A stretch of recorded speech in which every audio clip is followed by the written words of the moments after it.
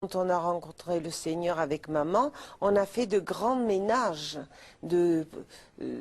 d'objets occultes qu'on avait utilisés, le marc de café, les tasses, des bijoux qui revenaient d'Afrique et d'ailleurs, qui avaient des connotations occultes. J'avais une magnifique pierre qu'on avait offerte à mon mari quand il était pasteur à Albi. C'était une gargoulette avec un masque dessus d'un démon qui était là-dessus. Moi, je trouvais ça très joli. J'y mettais une plante dedans et j'y tenais en plus. Et puis un jour, le Seigneur me dit, ça va pas. Alors, il y avait marqué 16e 1617, un objet de prix. Oui. Hein? Eh bien, je l'ai attrapé, je suis allée le jeter à la rivière. Il a dû se casser et reprendre sa place parmi les cailloux. Mais ceci pour dire qu'à notre insu, nous pouvons avoir des objets qui nous relient à des démons et qui sont là. Or, Jésus, c'est notre intercesseur. Il intercède pour nous auprès du Père. Il est dit que Jésus, le juste, intercède pour nous et que nous avons un avocat auprès du Père. Donc, on n'a pas à prier d'autres personnes que Jésus. Alors, vous faites référence justement à ces objets qu'on peut avoir chez nous bien malgré nous, ou qu'on ramène de voyage, Oui. parce qu'on trouve ça tout à fait sympathique et tout à fait joli, c'est Oui, exotique, c'est on va ça. en Égypte, on va en Afrique, C'est ça. on va un peu partout, et puis on ramène des souvenirs. Comment est-ce qu'on peut savoir que ces objets ont servi à des choses occultes, par Oui, exemple? mais on le sait parce que si on étudie l'art égyptien ou l'art de ces pays-là, on sait qu'ils sont des idoles, qui représentent des déités et qu'ils sont chargés. Alors qu'est-ce que ça implique d'avoir ces objets Ah ben ça chez implique, soi? je vais vous le dire, il est tombé de son garage comme si on l'avait poussé, il était monté sur une échelle, et il est tombé comme si quelqu'un l'avait poussé. Alors, bon, je crois qu'il a été transporté à l'hôpital, etc. Et puis, une de ses amies, qui est aussi une femme de Dieu et de prière, et quand elle a vu qu'ils avaient des lampadaires avec comme socle des déités qu'ils avaient ramenés, je crois, de Chine ou du Japon, etc., elle a de suite compris. Et elle leur a dit, voilà, vous avez ici des présences diaboliques qui sont installées dans votre maison. Et bon, la suite a été qu'ils s'en sont libérés, ils les ont cassés, ils les ont détruits, et voilà. Alors donc, des gens qui sont des enfants de Dieu, Oui. et qui aiment Dieu, et qui ne voudraient pas le tromper, eh bien, ils sont tombés, parfois ce sont, je dirais en anglais, on dit des traps. Ce sont des pièges. Des pièges. Des pièges. On peut même acheter des foulards. J'ai eu des foulards Hermès que j'ai brûlés parce que c'était plein d'horoscopes. Il y en avait un qui était rempli de l'horoscope. J'ai brûlé cette écharpe. Aussi chère qu'elle soit ou belle qu'elle soit, nous ne devons pas porter des présences de déités démoniaques sur nous, ou dans notre maison, ou dans la vaisselle. Un jour, j'achète bêtement des coupes qui venaient de Chine, et je ne me suis pas aperçue que c'était plein de démons tout autour. Donc je les ai cassés. On peut faire des erreurs comme ça. Ça peut être des cadeaux aussi, ce qui est un petit peu plus Ah oui. gênant, des cadeaux Oui, ben, de proches oui. qui nous offrent une jolie statuette, un porte-clés, enfin des Oui, choses. oui. Alors là, c'est délicat aussi, mais bon, Il on n'y a n'a pas le de choix. cadeau. Hein. Oui, c'est ça. Moi, avec mon mari, j'avais à la maison de mes parents, des statues, dont une qui était un prix de Rome, qui représentait des faunes. Eh bien, nous les avons. On l'a jetée dans un lac, et comme c'était un biscuit, et le biscuit remontait toujours, mon mari, avec des grosses pierres, il est arrivé à le casser entièrement jusqu'à ce qu'il retourne à la terre, il soit enfoncé dans l'eau. Et puis, on ne doit pas dire c'est une valeur, on va le vendre. Oui, c'est ce que Et à j'allais ce dire. moment-là, on avait besoin d'argent, eh bien, on ne l'a pas fait. Ouais. Donc, Jésus, c'est Jésus. Il a dit, tout ce que vous demanderez en mon nom, je le ferai. Donc, c'est Jésus qui est notre intermédiaire avec le Père. Nous n'avons pas besoin d'autre intermédiaire.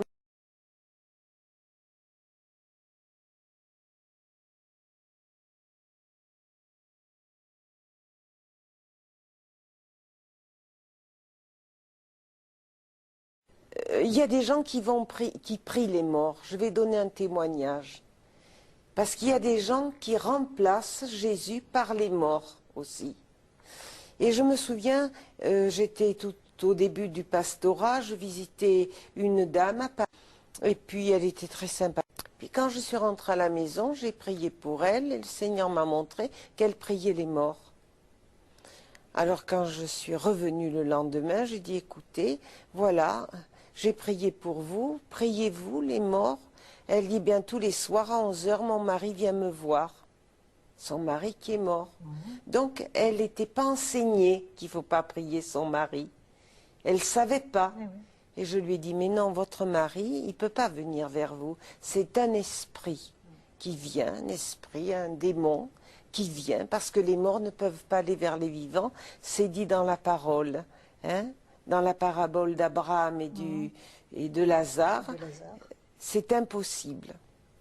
Alors je lui ai dit non, alors elle a très très bien compris, nous avons prié, elle a demandé pardon au Seigneur, elle s'est libérée de tout ce qui l'a relié à cette vision qui venait le soir. Donc il y a beaucoup de confusion et surtout de manque d'enseignement, même dans certaines religions où les gens prient les morts et ça fait partie Oui. de la religion, mais ça n'a rien à voir avec ce qu'enseigne Ah la ben ils parole de disent Dieu. je suis très fervent, je crois beaucoup, je prie mon père, ma mère qui sont morts, mais c'est pas ça, c'est pas ça, on doit nettoyer tout ça dans nos vies.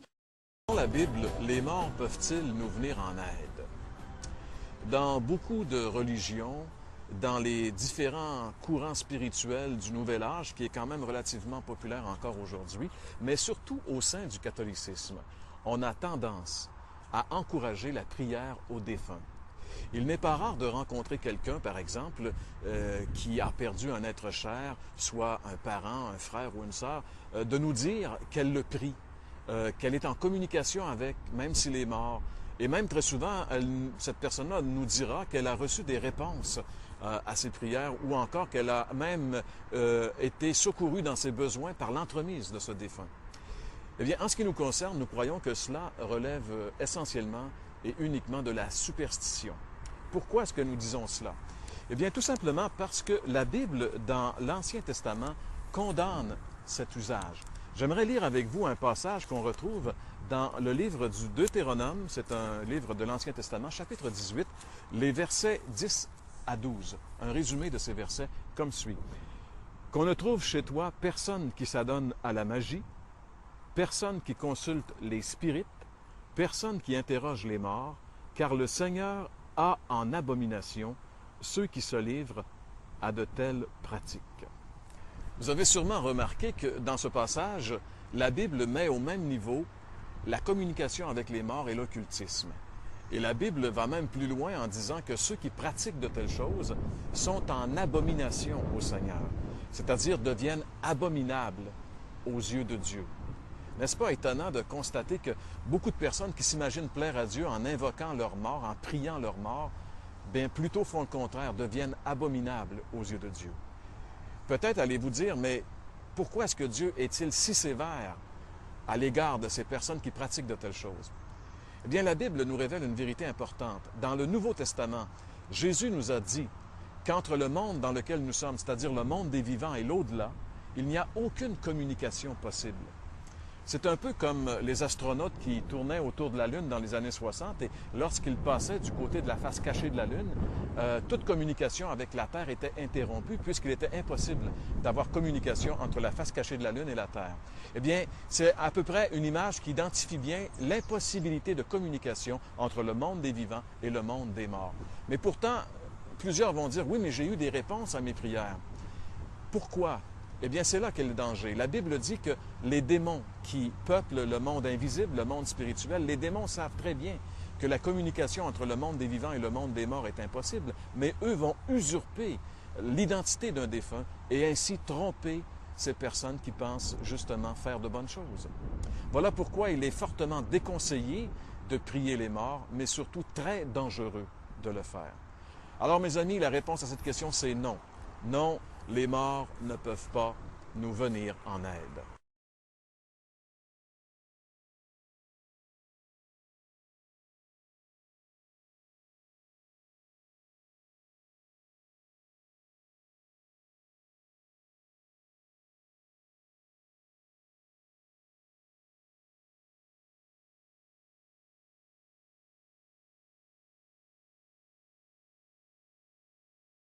On ne peut pas connaître le Père sans connaître d'abord Jésus. Et ça, c'est très important. Il faut faire bien la différence. Car il y a des gens qui vont dire « je crois en Dieu, Dieu, Dieu, Dieu, Dieu, Dieu ». Alors on se dit « bon, ben, il croit en Dieu, moi aussi j'y crois, on est pareil ». Mais pas du tout, parce que les démons aussi croient en Dieu et ils tremblent. Mais il y a plusieurs dieux. Il y a plusieurs dieux dans ce monde, il y a plein de dieux. Et il faut savoir que celui dans lequel nous croyons, c'est celui qui a envoyé Jésus-Christ, son Fils unique. Le Dieu de la Bible. Oui, voilà, le Dieu de la Bible. Mais même des croyants que de l'Ancien Testament peuvent être égarés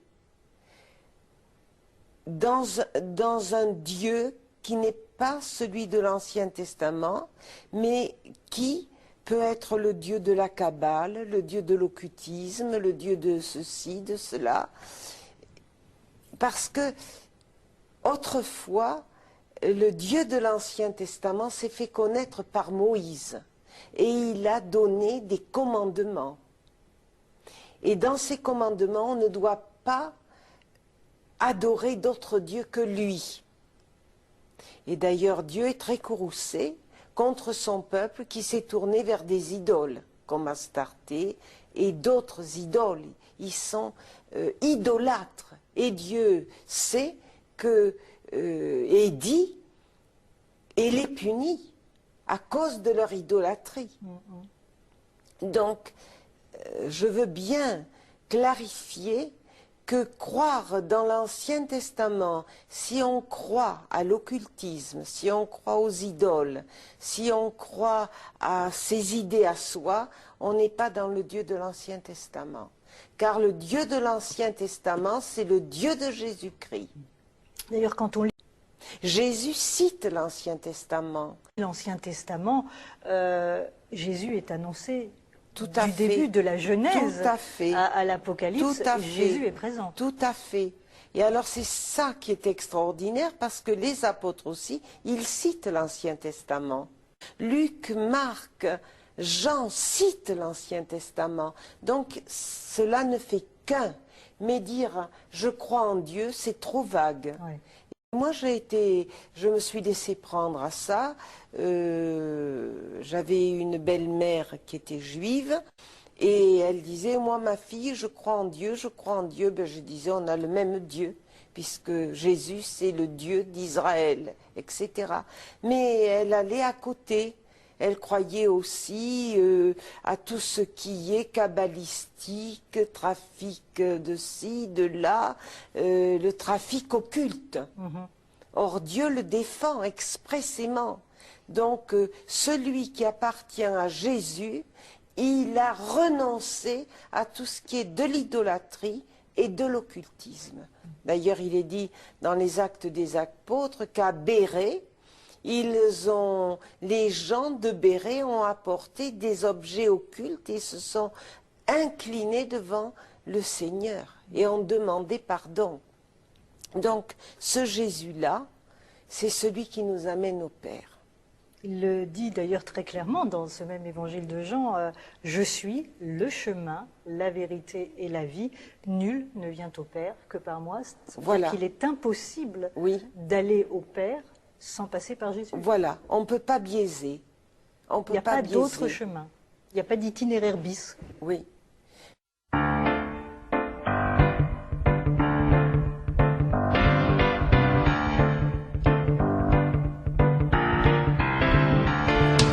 Jésus dit, je suis le chemin, la vérité, la vie. Jésus dit, je suis le chemin, la vérité, la vie. Et ne viens au Père que par moi. Et ne viens au Père que par moi. Jésus dit, je suis le chemin, la vérité, la vie. Jésus dit, je suis le chemin, la vérité, la vie. Jésus est le seul chemin, c'est lui qui s'est donné, il s'est sacrifié, est mort pour nos péchés, lui seul est ressuscité, dans le ciel élevé, nous prépare une place.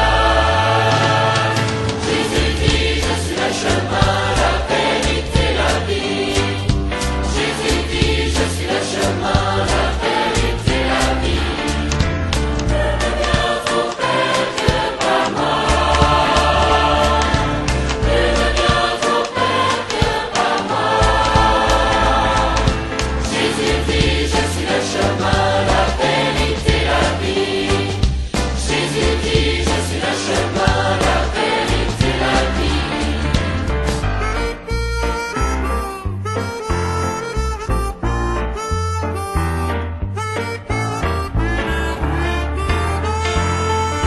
vérité, la vie.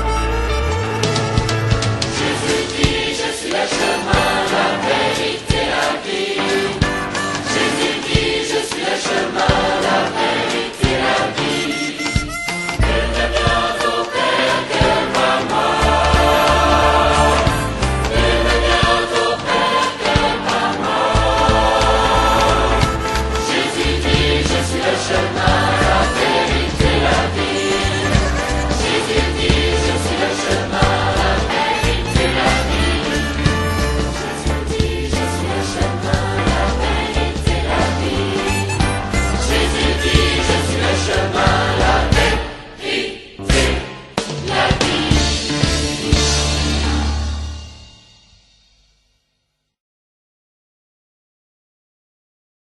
Qui nous a invités parce que sa vie n'était pas conforme à l'évangile, et d'ailleurs il n'y était pas dans l'évangile, il était un membre haut, un dignitaire des Maïkari, et il avait chez lui une petite chapelle, un hôtel, etc. Et sa femme était dans la prière. Alors, il nous a dit, ma vie n'est pas conforme à l'évangile, je veux me réconcilier avec ma femme. Il avait une autre vie avec quelqu'un plus, comme le font les Africains, ils ont parfois 3, 4 femmes. Et puis, le Seigneur a pointé mon esprit vers cette petite chapelle qui se trouvait à côté de la salle à manger où on avait partagé le repas. Et nous allons là dans cette chapelle. Je lui ai dit, vous voyez, Dieu ne fera jamais rien pour vous tant que vous ne vous libérerez pas de tout ce qui est là. Cet homme, instantanément, il a sorti tout ça. Nous avons fait un grand feu devant la maison. Si tu as des questions qui n'ont pas de solution, si tu n'as pas la paix, si tu n'as pas la joie, oh, si tu cherches la vérité, car tu ne sais où aller, moi je veux te dire que Jésus peut t'aider, car Jésus est la réponse, au monde d'aujourd'hui. Il est la solution à tes problèmes, oh mon ami. Il est le chemin, la vérité et la vie.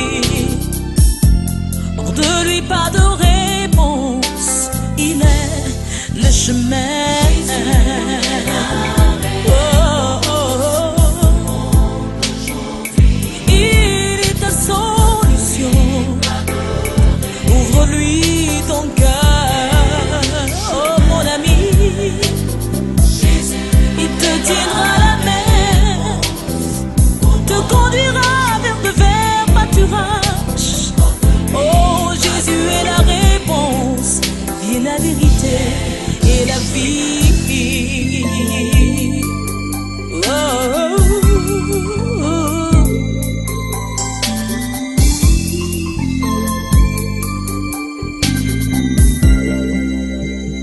Oh, je sais que tu as des problèmes, que tu ne peux surmonter. Je sais que tes yeux sont sombres, ton soleil ne brille pas. Oh, si tu ne sais que faire, oh mon ami, la parole de Dieu elle est vraie, elle a promis qu'elle fera tout pour toi. Oh, Jésus est la réponse.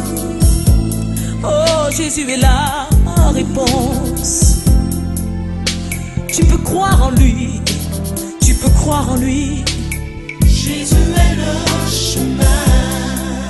Saisis sa main qui t'est tendue, accepte son amour. Oh, Jésus est le chemin, la vérité et la vie.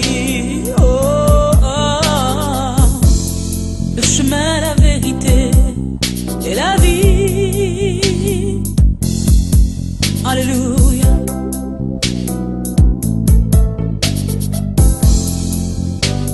Ouvre-lui ton cœur, mon ami, car il est le chemin. Oh, mon ami, il est ta solution. Il peut t'ouvrir des portes fermées sur ton chemin. Il est le médiateur entre Dieu et les hommes. Si tu l'acceptes dans ton cœur, il te donnera la vie. Oh, il est le chemin. Jésus est le chemin qui mène à Dieu. Oh, Jésus est le chemin. il est le chemin. Il est le chemin. Oh, Jésus est le chemin. pour toi, femme angoissée, il est le chemin. Jésus est le chemin. Pour ton cœur qui est troublé, il est le chemin. Jésus est le chemin. Pour toi qui cherches la vérité, il est le chemin. Jésus est le chemin.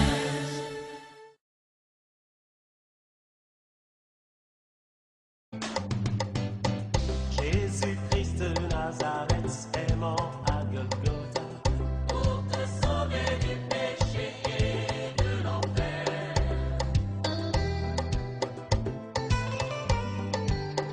Jésus-Christ de Nazareth est mort à Golgotha Pour te libérer du joug. Jésus lui-même a dit : Je suis la résurrection et la vie.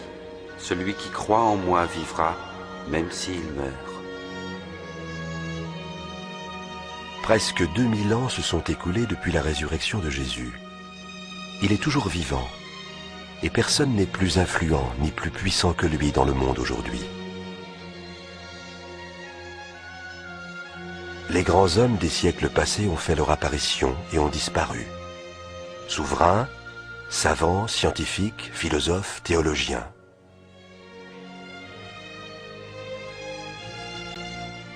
Mais Jésus vit toujours, personnage unique dans l'histoire de l'humanité. Il est unique par sa naissance. La Bible nous dit qu'il est né d'une vierge appelée Marie. Il est unique par sa vie. Ce fut une vie caractérisée par le surnaturel. Il a vécu une vie sainte, sans péché. Il a fait des miracles, des merveilles dont aucun autre homme ne fut capable. Son message est unique. Jésus offre l'amour, le pardon et une vie nouvelle à tous ceux qui le reçoivent comme Sauveur et Seigneur. Dans leur vie, ils suscitent alors une force et une espérance nouvelles et apportent un nouveau sens à leur existence. Jésus-Christ de Nazareth, Il est unique par sa mort. Il y a 2000 ans, le Dieu de l'univers entier a envoyé son Fils unique, Jésus, appelé le Christ, pour mourir à notre place pour le pardon de nos péchés.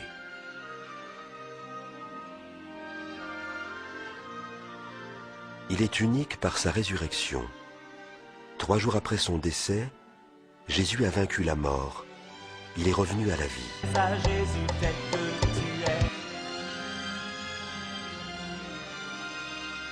La naissance, la vie, la mort et la résurrection de Jésus sont autant de preuves que Jésus est bien le Fils de Dieu, Il est le Sauveur de tous les seul à hommes. pouvoir pardonner les péchés.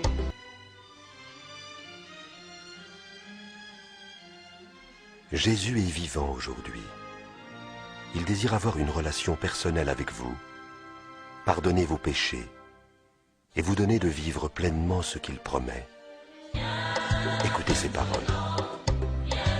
Venez à moi, vous tous qui êtes fatigués de porter un lourd fardeau, et je vous donnerai le repos.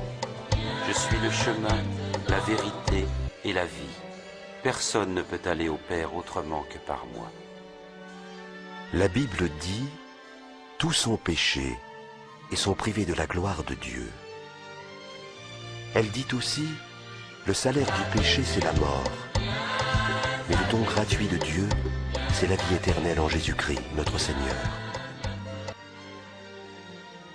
En mourant à votre place, Jésus a payé la dette de votre péché et rendu possible la réconciliation avec Dieu. Il est prêt à entrer dans votre vie. Je me tiens à la porte et je frappe. Si quelqu'un entend ma voix et ouvre la porte, j'entrerai chez lui.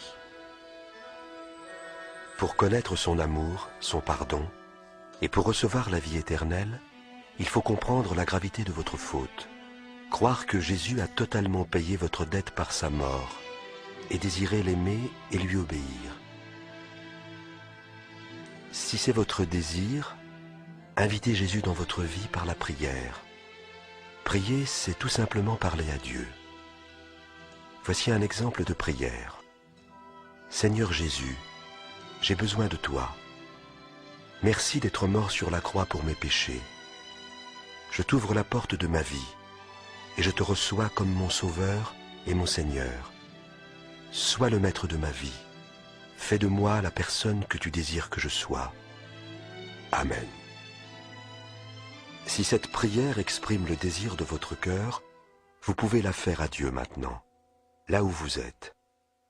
Répétez après moi, phrase par phrase. Seigneur Jésus, j'ai besoin de toi. Merci d'être mort sur la croix pour mes péchés. Je t'ouvre la porte de ma vie et je te reçois comme mon Sauveur et mon Seigneur. Sois le maître de ma vie. Fais de moi la personne que tu désires que je sois. Amen. Maintenant que vous avez invité le Seigneur Jésus à venir dans votre vie, vous pouvez être assuré qu'il y est entré, car il l'a promis.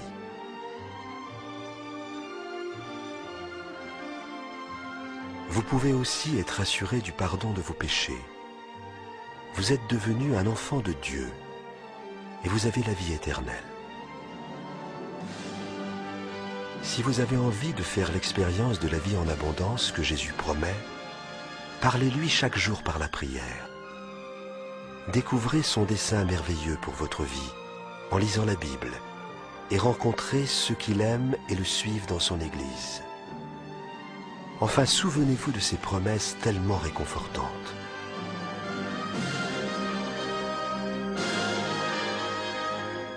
Je ne vous laisserai jamais, je ne vous abandonnerai jamais.